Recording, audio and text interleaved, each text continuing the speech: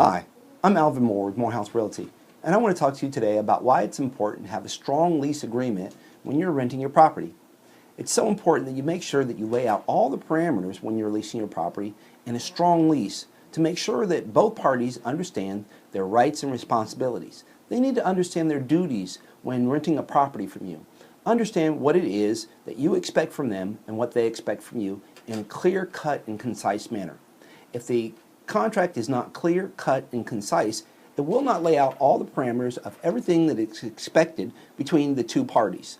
The owner will expect that the tenant will take good care of their property, pay their rent on time, pay it at a particular place. If they're late, they'll pay late charges. You would also expect that they'll give you a call if they're going to be late. You would expect that they'll do their lawn, maybe that they'll do the shrubs and the pest control.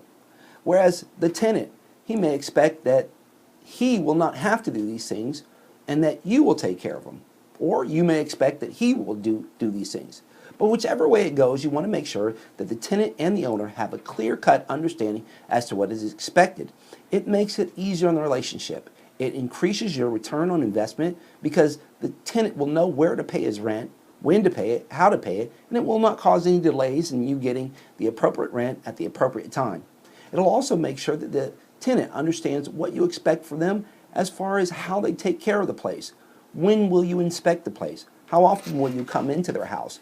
If there's a repair, will you open the door and go in yourself? Or will you give the vendor a key? Or will you accept and make sure that you're there with the vendor each and every time that there is a repair? It's best to make sure that there is no miscommunications or misunderstandings in the lease, and it's best to make sure that the lease is written strongly, appropriately, and that it details out everything that is expected of the tenant and everything that is expected of the landlord, so that there's no violations of the law, there's no violations of Florida's Tenant Landlord Act, and that you make sure that everything is done right, correctly, and on the up and up. It is so important that you do not waste your time in a lawsuit, wasting money, wasting your time, and wasting your valuable resources because the expectations weren't laid out at the beginning, at the onset of the relationship. The lease has to explain all of these things. Otherwise, you'll be facing some lawsuits. You'll be facing tenants that may think that you're going to do the pool, the lawn, maybe pay for their electricity and their water. You want to make sure that all of this is not laid out and that you have a very good understanding of Florida's Tenant Landlord Act and Tenant Landlord rules.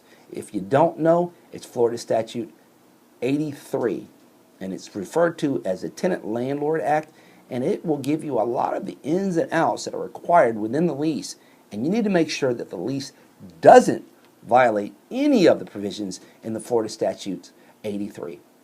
I'm Alvin Moore, and this has been another selection of tips and tricks on how to get the best return on investment for your rental property and not waste any time and effort on things that are not needed.